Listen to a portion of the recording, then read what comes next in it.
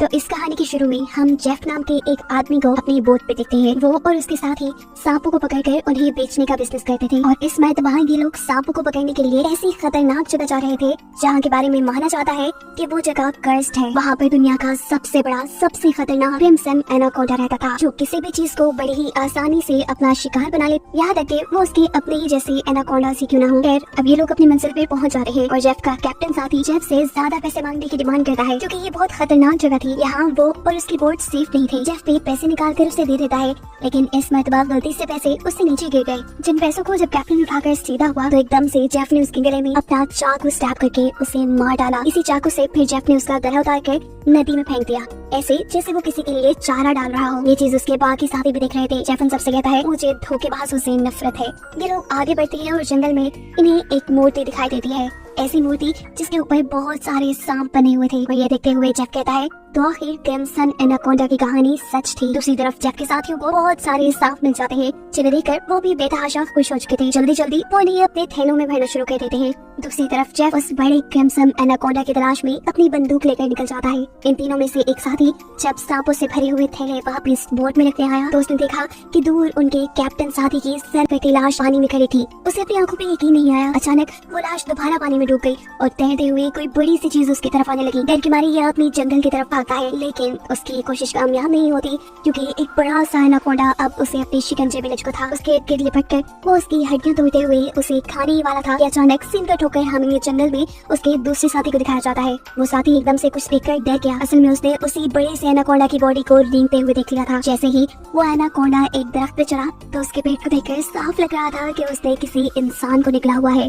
इससे पहले कि ये आदमी अपनी जान बचाकर भाग जाता एकदम से उसके सामने उसके साथी की लाश लटक जाती है जिसके ऊपर अजीब सा लिक्विड लगा था जो कि सांप ने अब वापिस उसे अपने मुंह से उगल दिया था। उस पहले वाले आदमी को फेंककर ये सांप अब इस आदमी को अपने शिकंजे में जकड़ लेता है। दरख्त के साथ लगाए वो इसकी हड्डियों को पीछे कर तोड़ देता है और फिर उसे भी खाने लग जाता है। दूर खड़ा जेफ चुपचाप ये सारा नजारा देख रहा था और खुश हो रहा था। बजाय अपने साथियों को बचाने के वो तो ऐसे खड़ा था जैसे सब उसकी मर्जी के मुताबिक हो रहा हो। असल में वो इस एनाकोंडा को पकड़ना चाहता था, इसलिए वो अपनी शॉटगन से उसे बेहोश करने ही वाला था कि अचानक जंगल के सभी जानवर शोर मचाना शुरू कर देते हैं जिनकी आवाज सुनते हुए ये एनाकोंडा यहाँ से भाग जाता है। सीन कट होकर दूसरी तरफ हम बेलियन नाम के एक आदमी को देखते हैं। बेलियन अपने साथियों के साथ एक सर्कस में काम करता है लेकिन ये सर्कस बंद होने की वजह से वो सर्कस के मालिक से यहाँ के सभी आर्टिस्ट को खरीद लेता है क्योंकि वो इन सभी आर्टिस्ट को अपने साथ थाईलैंड ले जाकर वहाँ अपनी एक नई सर्कस खोलना चाहता था। ये लोग भी नदी के रास्ते थाईलैंड जाने का प्लान करते हैं और जब ये लोग आधे रास्ते में थे तो तब इन्हें लकड़ी के कंटेनर से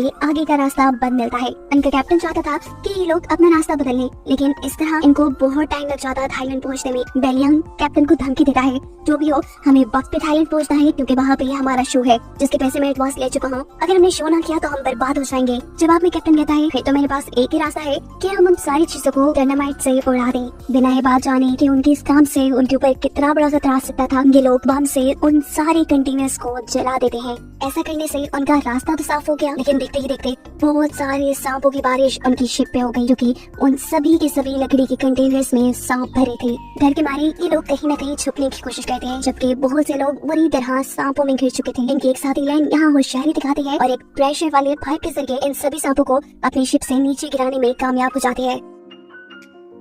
लेकिन तभी अचानक बाथरूम की छत टूटने की वजह से बहुत सारे सांप बेलियन के ऊपर गिर जाते हैं जो कि बाथरूम के अंदर छुपा था, जिनसे बचने के लिए वो नदी में कूद जाता है और तैरते हुए किनारे तक पहुंचता है। लेकिन उसकी बुरी किस्मत यहाँ पर भी एक किंग कोबरा उसे काटने के लिए उसके सामने था। इससे पहले कि वो उसे डस लेता यहाँ कोई आदमी उसके ऊपर पाँव रखते हुए उसे कुचल देता है। ये इंसान जेफ था जिसने बेलियन की जान बचानी थी, इसलिए बेलियन उसे अपनी शिप पे ले आता है। जब सबको बताता है कि वो एक वाइल्ड एक्सप्लोरर है और एक एक्सीडेंट की वजह से वो यहाँ जंगल में फंस गया। यहाँ अचानक इनका एक साथी कान पकड़कर जोर जोर से चिल्लाने लगा था। जेफ करीब जाकर उसका कान गौर से देखता है, फिर अपनी उंगली पे कट लगाते हुए वो इस लड़के के कान के पास ले जाता है और हम देखते हैं कि अचानक उसके कान में से एक सांप का बच्चा निकलकर जेफ के हाथ पे काट चुका था और उसके काटने से जेफ को कोई फर्क नहीं पड़ा। वो तो इस सांप को उठाकर पानी में फेंक देता है। ये सारी चीज यहाँ खड़ी लैंड नोटिस कर चुकी थी। लैंड खुद भी एक स्नेक एक्सपर्ट थी। वो जानती थी कि एक सांप के जहर से इम्यून करने के लिए इंसान को बहुत सारा सांप का जहर अपने जिस्म में डालना पड़ता है और ये चीज वो बेलियन को भी बताती है और कहती है मुझे ये जेफ इंसान ठीक नहीं लग रहा। देखो कैसे उसे सांप ने काटा लेकिन उसे कुछ भी नहीं हुआ। जबकि दूसरी तरफ जेफ इस बोट के कैप्टन से मिलता है। वो चाहता था कि कैप्टन अपनी बोट को उसके बताए नक्शे के मुताबिक एक जगह पे ले जाए। जिस जगह के बारे में सुनते ही ये कैप्टन बंदूक निकाल के जेफ के ऊपर टान देता है और कहता है, अगर दोबारा तुमने यहाँ जाने की बात की ना, मैं तुम्हें गोली मार दूंगा। क्या तुम ये बात नहीं जानते? वो जगह कर्स्ड है। यानी कैप्टन भी क्रिम्सन एनाकोंडा के बारे में जानता था। उसकी सारी बातें सुनकर जेफ फिलहाल के लिए तो यहाँ से चलना चाहता है, लेकिन हम देखते हैं कि उसके जाते ही यहाँ कैप्टन जो फिशिंग कर रहा था उसकी फिशिंग रॉड अचानक कोई नीचे से जोर से खींचता है, जिसके खींचने पर कैप्टन खुद भी पानी में गिर गया। दरअसल ये जाल जेफ ने ही कैप्टन को पकड़ने के लिए लगाया था। वो कैप्टन को अपने जाल में फंसा चुका था, अपने उस जाल में जिस जाल में उसने एनाकोंडा को पकड़ना था, और कैप्टन एनाकोंडा के लिए चारे का काम कर रहा था। कैप्टन का गायब होना लैन को शक में डाल देता है। लैन जानती थी कि ये जेफ का ही काम होगा। वो जेफ से पूछती है कि कैप्टन कहाँ है, लेकिन जेफ उसकी बातों को ये कहकर डाल देता है कि ये जंगल है, यहाँ इंसानों का गायब होना आम सी बात है। एकदम से इन सबको पानी में हलचल सुनाई दी। ये लोग पूछते हैं ये आवाज कैसी है, और जेफ बताता है यहाँ कुछ बहुत बड़ा आने वाला है। दिखाया जाता है कि नदी की गहराई में बहुत बड़ा एनाकोंडा जेफ के लगाए जाल की तरफ बढ़ रहा था। जेफ का फिशिंग रॉड जोर से नीचे की तरफ खींचता है, जिसे जैसे ही वो फोल्ड करने लगा तो एनाकोंडा सिर्फ कुछ ही सेकंड के लिए इनके सामने आया। इतना बड़ा, इतना खौफनाक एनाकोंडा देखकर ये सभी डर गए। जेफ ने जो फिशिंग रॉड की रस्सी पकड़ी हुई थी, एनाकोंडा ने जोर लगाकर उसी रस्सी के जरिए जेफ को भी पानी के अंदर कर लिया। वो जेफ को कभी इधर तो कभी उधर पटक रहा था, लेकिन जेफ भी हार मानने वाला नहीं था। वो अपने आप को बचाने के लिए तैरते हुए इसी नदी में मौजूद एक छोटी शिप पे चला जाता है। फिशिंग रॉड भी उसने इसी शिप के साथ बांधी थी, और अब अपनी जान बचाने के लिए वो पानी में मौजूद इस एनाकोंडा के जिस्म पे एक नुकीली रॉड से हमला कर देता है। इस हमले ने एनाकोंडा को मारा तो नहीं था, लेकिन जख्मी करके उसे गुस्सा जरूर दिला दिया था। जिस गुस्से में एनाकोंडा जेफ की इस छोटी सी बोट को उठाकर नदी के किनारे ले जाता है, और एक ही सेकंड बाद अपनी पूरी तेजी दिखाते हुए जेफ को इस बोट के साथ साथ अपने अंदर जकड़ लेता है। दूर खड़े बैयांग के सारे सर्कस के साथ ही ये नजारा दिख रहे थे। उन्हें लगा कि अब तो बस जेफ मर गया, लेकिन अगले ही पल जेफ तैरता हुआ उनके जहाज में आ चुका था। ये सब उसे देखकर हैरान थे, जबकि जेफ अब पानी के अंदर एनाकोंडा को ढूंढ रहा था। वो नहीं जानता था कि एनाकोंडा अब उसी के पीछे उसी की शिप की छत पे है, जो अगले ही पल इन सब के सामने कैप्टन की बॉडी को अपने अंदर से उगल देता है। एनाकोंडा ने जिन लोगों के सामने उस आदमी की लाश निकाली थी, वो डर के यहाँ से भागते हुए एक बाथरूम के अंदर छुप जाते हैं, और एनाकोंडा तेजी से उनके पीछे उन्हें मारने के लिए बढ़ता है। ये लोग दरवाजा बंद करके मुश्किल से एनाकोंडा को अपने तक आने से रोकते हैं, और बाहर की तरफ से एक नुकीले हथियार से एक और मर्तबा एनाकोंडा के ऊपर हमला कर देता है, जिसकी वजह से गुस्से में एनाकोंडा जेफ की तरफ बढ़ जाता है। एनाकोंडा के हमले से बचने के लिए जेफ एक मिनट के लिए उसकी नजरों से गायब हो जाता है, जिसको ढूंढने के लिए एनाकोंडा शिप के अंदर घुस जाता है, जहाँ के कंपार्टमेंट में बैयांग और उसके एक साथ ही सांस रोके छुपे हुए थे। एनाकोंडा उन्हें देख नहीं पाता और उनके ऊपर से रिंगता हुआ आगे बढ़ जाता है। लैन इस शिप के कंट्रोल रूम में बंदूक लिए छुपी हुई थी, जो उस बड़े से एनाकोंडा को खिड़की से अपने रूम के बाहर से गुजरता हुआ दिखती है, जबकि एनाकोंडा ऊपर छत की तरफ से होता हुआ नीचे वॉशरूम की खिड़की से इनके बाकी दोनों साथियों के ऊपर हमला कर देता है। वो बच्चा अपनी जान बचाने के लिए लैन के पास आ जाता है, जिसको पकड़ने के लिए एनाकोंडा भी उसके पीछे था। लैन इस बच्चे को बचाने के लिए यहाँ से भाग निकलती है, और इस सारी भगदड़ में यहाँ पर बहुत सारा केरोसिन ऑयल गिर जाता है। एनाकोंडा भी गुस्से में जब खिड़की से बाहर इनके ऊपर हमला करने वाला था, तब पीछे से एक दूसरा साथी एक घड़ा इस एनाकोंडा के मुंह में फंसा चुका था। इस मटके से अपना मुंह निकालने के लिए एनाकोंडा इस जहाज की छत पे बुरी तरह तड़प चुका था। एनाकोंडा ने मुश्किल से मटका तोड़ के अपना सर बाहर निकाला था कि यहाँ जेफ पीछे से एंट्री करते हुए उसके मुंह को एक रस्सी के फंदे में बांध चुका था। इससे पहले कि वो अपने शिकार यानी इस एनाकोंडा को पकड़ पाता, नीचे शिप के कंट्रोल रूम में आग लग जाती है, और यहाँ डायनामाइट यानी इनके बॉम्ब तक भी पहुँच गई। एक बहुत बड़ा धमाका शिप में दिखाया जाता है, जिस धमाके से अपनी जान बचाने के लिए ये सब के सब पानी में छलांग लगा देते हैं, और एनाकोंडा इस सब में मारा जाता है। जहाज को जलता देखकर बैयांग अब रोने लगा था। उसे ये टेंशन हो गई थी कि ये लोग अब वक्त पे थाईलैंड नहीं पहुंच पाएंगे। उससे में उसका छोटा साथी उससे कहता है, तुम पागल हो क्या? हम उस इतने बड़े एनाकोंडा से बच गए, हमारी जान बच गई, हम जिंदा हैं, ये काफी नहीं तुम्हारे लिए? यहाँ पर लैन समझ चुकी थी कि सब कुछ जेफ की वजह से हो रहा था। उसने उनके जहाज को एक शिकंजे के तौर पे इस्तेमाल किया था। वो जेफ से कहती है, अगर तुमने ऐसा ना किया होता तो ये इतना बड़ा खतरा हम पे ना आता। जेफ जवाब में कहता है, तुम लोग जानते भी हो बस एक एनाकोंडा की कीमत क्या है। अगर तुम लोगों ने उसे पकड़ने में मेरा साथ दिया होता ना, तो आज हम सब करोड़पति होते।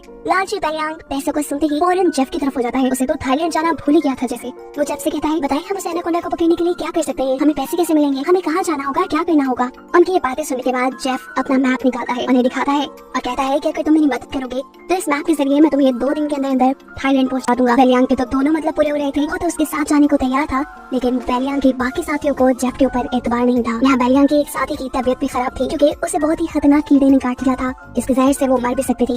ये देखकर जेफ उसे कहता है, मेरे पास एक ऐसी दवाई है जिसके जरिए इस लड़की का इलाज हो सकता है, लेकिन वो दवाई मेरी बोट तक है। अगर तुम इसका इलाज करना चाहते हो तो तुम्हें मुझे मेरी शिप तक पहुंचाना होगा। ना चाहते हुए भी ये लोग अब जेफ की मदद करने को तैयार हो जाते हैं। बोट तो अब इनके पास भी नहीं रही थी। पैदल ही ये लोग आगे बढ़ रहे थे। आगे जाते हुए जेफ इन्हें कहता है, यहाँ का पानी मत पी लेना, यहाँ के पानी में ऐसे कीड़े हैं जो इंसान के अंदर चले जाते हैं। उसके अंदर ऐसी प्यास लगा देते हैं कि फिर वो इस पानी के अंदर ही अपने आप को डुबा कर मार देता है। रात हो जाती है। ये लोग एक गार के अंदर स्टे करते हैं जहाँ इन लोगों ने आग जलाई हुई थी और जेफ साइड पे बैठा अपनी मैप पे बने हुए एनाकोंडा को देख रहा था। एकदम से सीन फ्लैशबैक में जाते हैं और दिखाया जाता है कि कैसे उस क्रिम्सन एनाकोंडा का सामना जेफ से हो भी गया था।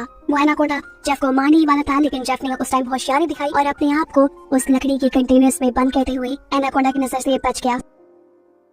जिसके बाद ये लोग आए। इन लोगों के डायनामाइट ने वहाँ के कंटेनर्स तोड़ दिए, जिसमें से ये जेफ बाहर निकल गए, इनके साथ मिल गया। सीन्स दोबारा प्रेजेंट पे शिफ्ट होते हैं जहाँ पर जेफ उस मैप को देख रहा था। बैलियांग उसके पास आता है और उसे कहता है, तुम इसी एनाकोंडा को पकड़ना चाहते हो ना? जेफ कहता है, हाँ, ये एक म्यूटेटेड एनाकोंडा है, एक ऐसा एनाकोंडा जिसे तुम एनाकोंडा का राजा भी कह सकते हो। इसने दुनिया के बड़े बड़े शिकार किए हैं, यहाँ तक कि उसने अपने जैसे बड़े बड़े एनाकोंडास को भी खा लिया। और अगर इसे हम पकड़ने में कामयाब हो जाते हैं तो हमारी 7 पुश्तों को भी काम करने की जरूरत नहीं पड़ेगी। लालच में बैलियांग कहता है, मैं आपकी मदद करने को तैयार हूँ। रात में ये सभी लोग सो रहे थे, तभी अचानक बैलियांग के एक साथी की आंख खुलती है। वो देखता है कि इन सबको चारों तरफ से बड़े बड़े एनाकोंडास ने घेरा हुआ था। अचानक उसकी आंख खुली और हमें पता चला कि ये सब उसका ख्वाब था। उनके आसपास कोई भी एनाकोंडा नहीं था। वो देखता है कि उसका भाई भी यहाँ नहीं है। घबराकर वो इस घर से बाहर आया तो उसने देखा कि उसका भाई बुरी तरह अपने आप को नदी के अंदर डुबा रहा था। करीब जाकर वो अपने भाई को होश में लाने की कोशिश करता है और देखता है कि उसकी नाक से वही जहरीले कीड़े निकल रहे हैं जिनके बारे में जेफ ने उन्हें बताया था कि ये कीड़े इंसान को प्यास लगा लगा कर मार देते हैं और इन्हीं कीड़ों के सद में उसका भाई भी मारा जाता है।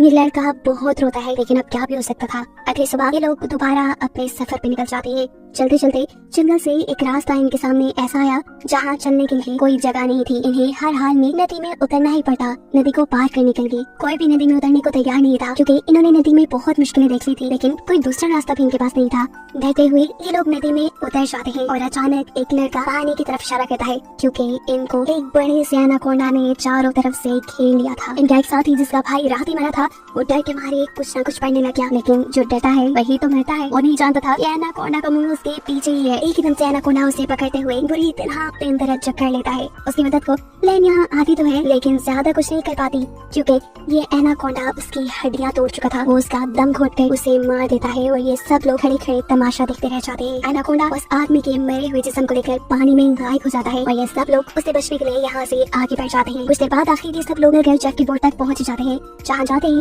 वादे के मुताबिक जेफ इन लोगों को वो दवाई दे देता है जिससे बैलियांग के साथ ही अपना इलाज कर सकती थी। ये लोग थाईलैंड की जमीन के बहुत करीब थे। उनका एक साथी कहता है, चलो जल्दी जल्दी यहाँ से चल पड़ते हैं, लेकिन जेफ इन सबसे कहता है, ऐसे नहीं, मैं तुम सब लोगों को वादे के मुताबिक सही सलामत यहाँ ले आया हूँ, लेकिन अब तुम लोगों को भी अपना वादा पूरा करना होगा, तुम्हें मेरी मदद करनी होगी। वो छोटा बच्चा जेफ से कहता है, अगर तो तुम्हारी ये मदद उस एनाकोंडा से जुड़ी है तो बस फिर भूल जाओ, हम तुम्हारी कोई मदद नहीं करने वाले। उनकी बातें सुनते ही जेफ यहाँ बंदूक निकाल चुका था और बैलियांग भी अपना चाकू इन सबको दिखाने लगा था क्योंकि वो भी तो अब जेफ का साथी बन गया है। वो इन सबसे कहता है, चलो जल्दी करो, जो जेफ कह रहा है वैसा ही करो। लैन कहती है, तुम सब लोग पागल तो नहीं हो रहे, उस इतने बड़े एनाकोंडा को पकड़ना नामुमकिन है। जेफ कहता है, हाँ ठीक कह रही हो, लेकिन पूरी तरह नहीं, उस एनाकोंडा को खाते हुए पकड़ा जा सकता है। ये कहते ही बैलियांग और जेफ दोनों अपने दो साथियों को रस्सी से पकड़कर अपने जाल के ऊपर बांध देते हैं, क्रिम्सन एनाकोंडा के चारे के तौर पर। रोता हुआ वो बच्चा बैलियांग से कहता है, तुम ऐसा क्यों कर रहे हो? अगर हम लोग मर गए तो सोचो तुम्हारी सर्कस में कौन परफॉर्म करेगा? उसके बाद सुन के पागलों की तरह बैलियांग हंसने लगा और उसने कहा, तुम्हें क्या लगा मैं तुम्हें सर्कस के लिए थाईलैंड लेके जा रहा हूँ? अरे पागलों, मैं तो तुम्हें वहाँ लेके जा रहा था ताकि तुम्हारे ऑर्गन्स बेच के मैं बहुत सारा पैसा कमा सकूं, लेकिन अब देखो मैंने अपना प्लान चेंज कर दिया। अब मैं जेफ के साथ मिल गया हूँ क्योंकि मैं जानता हूँ कि तुम्हारे से भी ज्यादा पैसे मुझे ये एनाकोंडा दे सकता है। यहाँ दूसरी तरफ क्रिम्सन एनाकोंडा के लिए ट्रैप लगाते हुए जेफ ने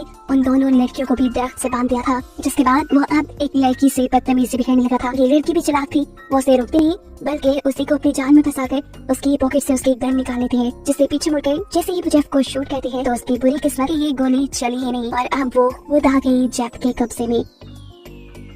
इससे पहले कि जेफ उसे मार देता या उसकी दूसरी साथी इलैन पीछे से आकर जेफ को स्टैब कर देती है अपनी नाइफ से। जेफ अपने बाजू से इलैन को दूर गिरा देता है। दूसरी तरफ मौका देखते हुए दूसरी साथी जेफ के हाथ से गन लेने में लग जाती है। इलैन भी कमजोर हुए बगैर जेफ के ऊपर चढ़कर उसका गला घोटने की कोशिश करती है और इसी छीना झपटी में वहाँ गोली भी चल जाती है। सीन कट होकर हम उन दोनों लोगों को देखते हैं जिन्हें जेफ ने एनाकोंडा के शिकार के तौर पर रखा था, जिनके पास अब बड़ा सा एनाकोंडा उन्हें खाने के लिए आ रहा था और दूर खड़ा डैनियल ये सारा तमाशा अपनी आंखों से दिख रहा था। डैनियल उनकी जाल की रस्सी पकड़े हुए था, लेकिन वो ये बात नहीं जानता था जहाँ वो दूसरों की मौत का तमाशा देख रहा है वहीं पीछे उसकी भी मौत खड़ी है। एक और बड़ा सा एनाकोंडा उसके ऊपर भी आंख जमाए बैठा है और इससे पहले कि डैनियल को इस बात की खबर होती वो एनाकोंडा एकदम से उसके सर के ऊपर वार करके उसे यहाँ से उठाकर ले जाता है। ऐसे उसके हाथ में पकड़ी हुई रस्सी भी उसे छूट जाती है। उन दोनों लोगों का जाल ऊपर चला जाता है। ऐसे एनाकोंडा और उनके दरमियान में फासला आने से उन दोनों की जान बच जाती है। यहाँ जब उससे में उस लड़की को मारने की कोशिश करता है, लेकिन इस्माइल भी लैन बहादुरी दिखाती है और पीछे से एक बड़ी सी लकड़ी के टुकड़े को जेफ के सर पर मारते हुए उसे बेहोश कर देती है। जेफ के बेहोश होते ही ये दोनों भागते हुए अपने दोनों साथियों के पास आते हैं। उन्हें जाल से निकालकर उन्हें भी आजाद कर चुके थे, लेकिन उनकी बुरी किस्मत है जेफ को होश आ गया था। इसे देखते ही ये लोग बुरी तरह डर गए, लेकिन यहाँ इनकी किस्मत इनके साथ क्या एक बड़ा सा एनाकोंडा आकर जेफ को यहाँ से ले गया। ये सभी लोग अपनी जान बचाकर जेफ की बोट की तरफ बढ़ जाते हैं ताकि उसमें बैठ के ये लोग यहाँ से निकल पाए, लेकिन लैन के साथी की हालत खराब हो चुकी थी क्योंकि उसे जेफ की बंदूक की गोली लग गई थी और वो यहीं पर इन लोगों की आंखों के सामने दम तोड़ देती है। बाकी बचे हुए लोग जल्दी से बोट पे आके उसे स्टार्ट करने की कोशिश करते हैं, लेकिन ये बोट खराब थी। अचानक इनके एक साथी को पीछे से एक गोली लगती है। वो साथी अपनी गर्दन से वो गोली निकाल कर देता है कि ये शॉटगन थी, यानी बेहोश करने वाली गोली, जिससे किसी ने उसे बेहोश कर दिया था। बेहोश करने वाला और कोई नहीं बल्कि जेफ ही था। यानी इस एनाकोंडा के हमले से भी वो बच गया था और अभी भी वो जिंदा था क्योंकि उसने एनाकोंडा का सर काट कर उसे मार डाला था। जेफ यहाँ एक और मर्तबा इन तीनों को बांध कर क्रिम्सन एनाकोंडा के चारे के तौर पे खड़ा कर देता है और इनके चारों तरफ तेज धार वाली लोहे की तार बांध देता है, जिसके बाद वो इनके जाल की रस्सी को पकड़कर यहाँ से दूर खड़ा हो गया। देखते ही देखते बहुत सारे एनाकोंडा इन तीनों के ऊपर हमला करने के लिए पहुँच गए। इन तीनों को लगा बस अब तो इनकी मौत है, अब ये जिंदा नहीं बच पाएंगे, पर यहाँ किस्मत एक और मर्तबा इनका साथ देती है और सभी के सभी एनाकोंडा किसी को देखकर यहाँ से चले जाते हैं। उन्होंने असल में यहाँ एक बहुत बड़ा सा एनाकोंडा देख लिया था, जिससे डरकर वो यहाँ से चले गए। अब ये एनाकोंडा अपना बड़ा सा मुंह खोले इन्हें खाने के लिए तैयार था। इससे पहले कि वो इनके ऊपर हमला करता कोई उसके ऊपर ही हमला कर चुका है और यही तो है क्रिम्सन एनाकोंडा द किंग, जिसकी तलाश में जेफ था। इसका साइज बाकी एनाकोंडास के मुकाबले 10 गुना बड़ा था। ये क्रिम्सन एनाकोंडा आहिस्ता आहिस्ता इन तीनों को अपने शिकंजे में जकड़ लेता है और इन तीनों को खाने वाला होता है कि अचानक जेफ रस्सी छोड़कर उसे अपने जाल में पकड़ लेता है। अब यहाँ को छुड़ाने के लिए क्रिम्सन एनाकोंडा तड़प जाता है। वो इधर उधर घूमता है, लेकिन फिर जब आजाद नहीं हो पाता तो अपने दांतों में इस जाल को फंसाकर वो इसे भाग कर एक तरफ से यहाँ से निकल जाता है। अपनी जान बचाने के लिए ये क्रिम्सन एनाकोंडा जंगल की तरफ भाग गया। जेफ ने बहुत कोशिश की उसे अपने जाल में दोबारा फंसाने की, लेकिन वो कामयाब ना हो सका। इस सारी कोशिशों में जेफ बेवकूफ ने अपने आप को ही एक दरख्त के अंदर फंसा लिया था। इससे पहले कि वो यहाँ से निकल पाता क्रिम्सन एनाकोंडा उसको इस दरख्त के साथ ही लपेट लेता है। इस एनाकोंडा को देखकर यहाँ खड़े हुए ये लोग भी बुरी तरह डर जाते हैं। अपनी जान बचाने के लिए ये लोग कुछ भी नहीं कर पा रहे थे, लेकिन तभी छोटा होशियार बच्चा अपना दिमाग चलाता है और अपने दांतों से ये रस्सी तोड़ने में लग जाता है। कहीं ना कहीं उसे उम्मीद थी कि वो बच जाएगा। उसने अपने दांतों से इस रस्सी को तोड़ने में इतना जोर लगाया कि उसके मुंह से खून निकलने लगा। यहाँ एक मर्तबा तो जेफ उस क्रिम्सन एनाकोंडा के शिकंजे से निकलने में कामयाब हो ही गया था। इससे पहले कि वो यहाँ से भाग जाता, क्रिम्सन एनाकोंडा अपने दुम से उसको फंसाते हुए उसे अपने करीब करता है और फिर उसे अपने शिकंजे में जकड़ लेता है। उसकी गर्दन पे अपना मुंह रखते हुए उसने अपने शिकंजा इतना टाइट कर लिया कि जेफ की हड्डियां टूटने लगी, जिसके बाद इस एनाकोंडा ने जेफ को भी अपने अंदर निकल लिया। यहाँ ये तीनों भी उस रस्सी को तोड़कर आजाद होने में कामयाब हो गए थे। जेफ को मारने के बाद वो क्रिम्सन एनाकोंडा इन्हें मारने के लिए इनकी तरफ बढ़ जाता है। ये लोग एक लकड़ी की कंटेनर के पास पहुंच जाते हैं। वो बच्चा अपनी जान बचाने के लिए इस कंटेनर के अंदर चला जाता है और एनाकोंडा उसे देख चुका है। एनाकोंडा अब उसके पीछे पीछे इसी कंटेनर में जा रहा है, लेकिन कंटेनर की दूसरी तरफ दरवाजा बिल्कुल बंद है। बच्चा तेजी से इस दरवाजे को तोड़ने की कोशिश कर रहा है। वक्त गुजरता जा रहा है, एनाकोंडा तेजी से उसकी तरफ बढ़ रहा है। इससे पहले कि एनाकोंडा इस बच्चे को निकल लेता, वक्त रहते ही उसके साथ ही बाहर की तरफ से इस कंटेनर का दरवाजा खोलने में कामयाब हो जाते हैं और ये बच्चा बच के यहाँ से निकल जाता है। ये लोग भागते हुए आगे बढ़ते हैं। इन्हें ये भी मालूम था ये लोग बच नहीं पाएंगे, लेकिन यहाँ किस्मत इनका साथ देती है। इन्हें नहीं मालूम था कि जंगल के उस हिस्से में थे जहाँ पर जेफ ने तेज धार वाली वायर लगाई थी, जिस वायर से टकराते हुए इस एनाकोंडा का सर कट जाता है। पीछे मुड़ के ये लोग उस एनाकोंडा को देखते हैं और इन्हें यकीन नहीं आता कि इनकी जान बच चुकी थी। इनके लिहाज से वो एनाकोंडा मर चुका था। ये लोग खुश थे, लेकिन अब और खतरा ये मोल नहीं ले सकते थे। अपनी जान को खतरे में नहीं डाल सकते थे। ये जानते थे कि यहाँ पर बहुत से और भी एनाकोंडा है। जल्द से जल्द ये लोग यहाँ से अपनी जान बचाकर निकल जाते हैं और कहानी के आखिरी सीन में हमें दिखाया जाता है कि असल में वो क्रिम्सन एनाकोंडा मरा नहीं, बल्कि जैसा जेफ ने पहले बताया था वो एक म्यूटेटेड एनाकोंडा था। उसने अपने कटे हुए सर को रीजनरेट कर लिया था, गिनी दोबारा से बना लिया था और अब वो एक और मर्तबा जिंदा हो गया है, जिसे दिखाते हुए ये कहानी यही खत्म हो जाती है।